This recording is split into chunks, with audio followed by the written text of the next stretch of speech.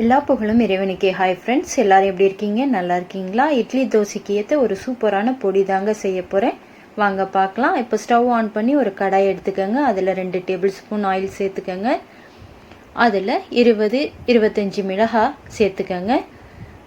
காரத்துக்கு தகுந்த மாதிரி சேர்த்துக்கோங்க. இதை லைட்டாக வறுத்து எடுத்துக்கோங்க, ரொம்ப கருக விட்டுறாதீங்க.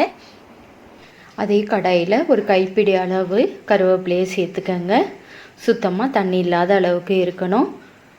கருவேப்பிலையை முழுசாக அலசிட்டு நல்லா உணர விட்ட பிறகு நீங்கள் இதே மாதிரி சேர்த்து வறுத்து எடுக்கணும். ஸ்டவ்வை சிம்லேயே வச்சு வறுத்துக்கங்க. இதே மாதிரி வறுக்கணும்.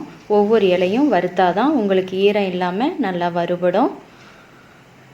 இதே மாதிரி வறுத்து எடுத்துக்கோங்க. இதுவே போதுமானது. ஸ்டவ் ஆஃப் பண்ணிவிடுங்க. இதை அப்படியே ஒரு பிளேட்டுக்கு மாற்றி வச்சுக்கோங்க. மிளகாவையும் கருவேப்பிலையும் ஒன்றா சேர்த்து அரைக்கணும்.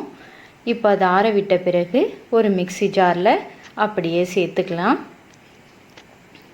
நீங்கள் காரத்துக்கு தகுந்த மாதிரி வரமிளகாயை சேர்த்துக்கலாம். அதுக்கு கூட கல் உப்பு சேர்த்துக்கோங்க. இதை நல்லா அரைச்சிட்டு எடுத்திங்கன்னா இதே மாதிரி இருக்கணுங்க. கொஞ்சம் கொரகொரப்பாக தான் இருக்கணும். இப்போ அது கூட பூண்டை சேர்த்துக்கலாம்.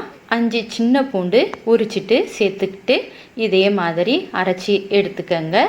இது கூட கொஞ்சமாக ஆயில் சேர்த்து அதுவும் நல்லெண்ணெய் சேர்த்து கலந்து விட்டு இட்லி தோசைக்கு சாப்பிட்டிங்கன்னா சும்மா வேறு லெவலாக இருக்குங்க.